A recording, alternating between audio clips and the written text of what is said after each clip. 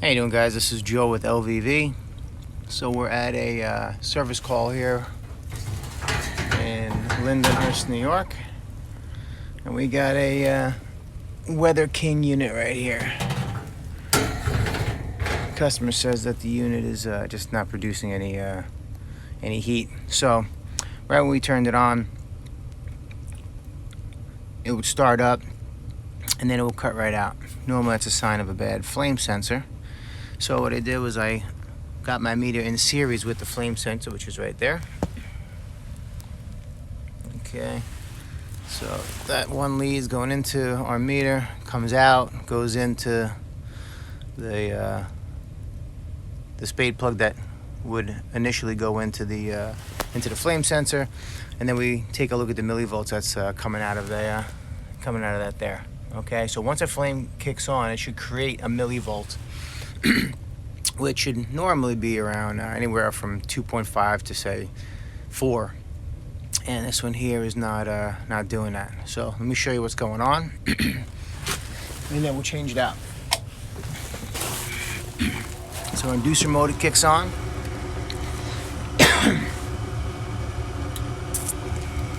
Shortly after that, our glow rod, our igniter rod, is gonna start to glow. And of course, we got the button depressed right there. Here we go.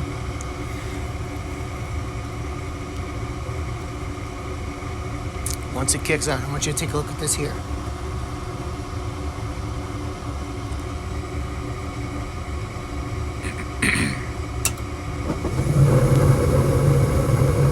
About 3 seconds, 4 seconds. See, it's not really registered at all.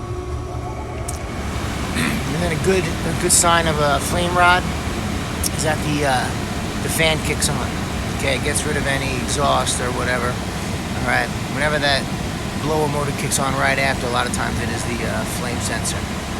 So just make sure that you guys go in between the flame sensor through your meter, okay, right on your DC millivolts, okay, and then keep an eye on it. So 2.5 and above. Everyone is a little different, depends on the system, but these systems here, normally it's around 2.5 or above.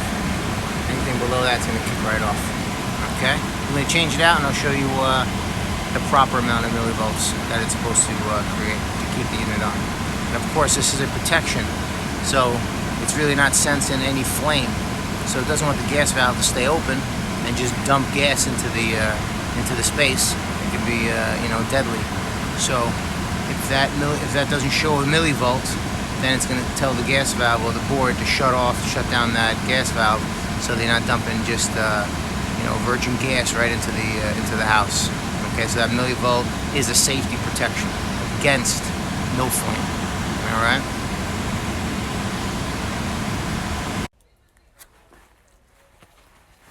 All right, guys. So we're gonna change out this flame sensor. Let's do it right here. Sometimes they're a little tricky to get to.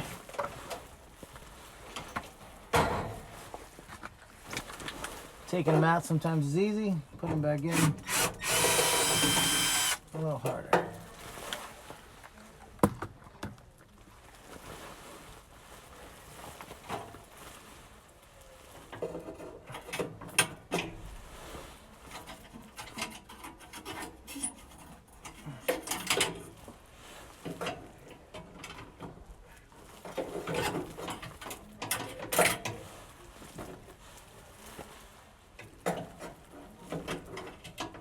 Come on.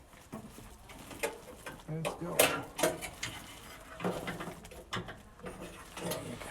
So this is the bad flame sensor. Doesn't look too bad.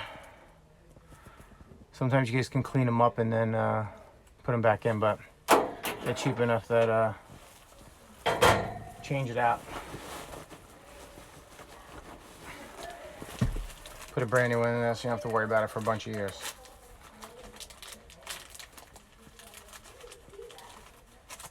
Alright, here you go. Same thing. You want to inspect, make sure that the ceramic is good. No cracks or anything like that. Let's get this thing back in here.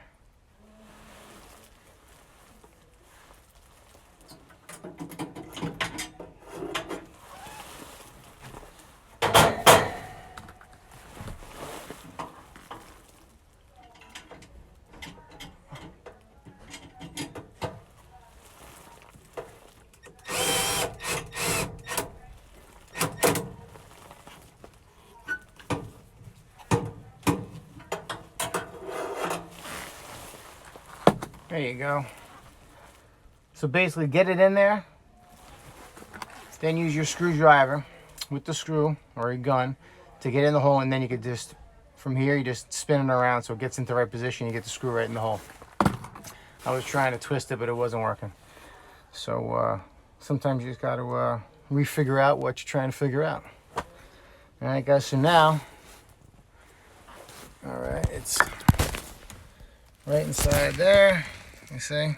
Now it's reattached, and what we can do is let's put our probe right here. Where's my red probe? Let's put this back. Let's get this.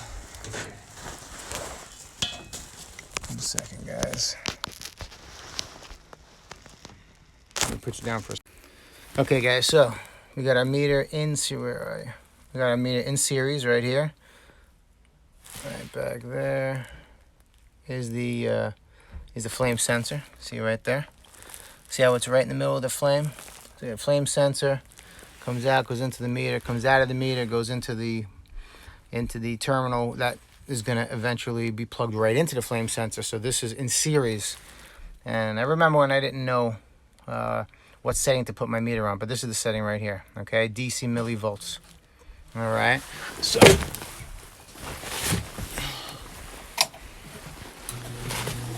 inducer's back on.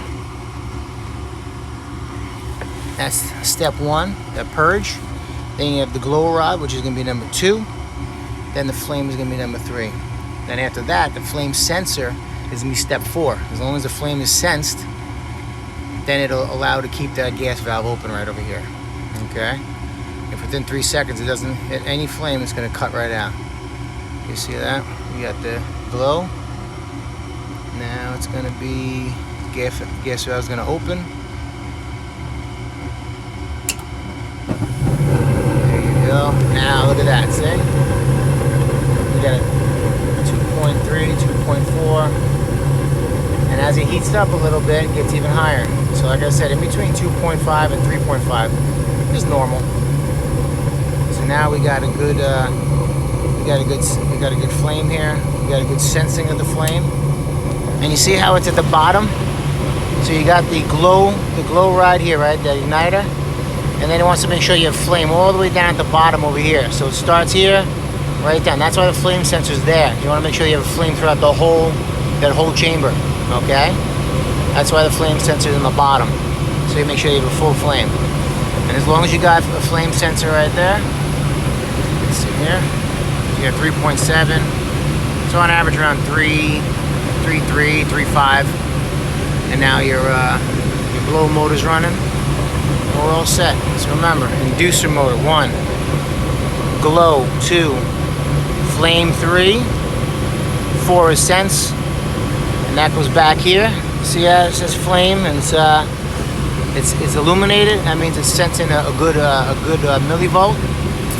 And like I said, that millivolt's going to be 3.5. You always can try cleaning it up a little bit, but sometimes it just gets bad on the inside of the wiring or the whatever. So you just change it out. Okay, you change that out and you're all good. You can try to clean it if you're in a pinch on a Friday night, just so you can get them going throughout the weekend. But other than that, that's how it is. All right, guys. See you next time. If you like, subscribe, and I'll keep on throwing some videos out there.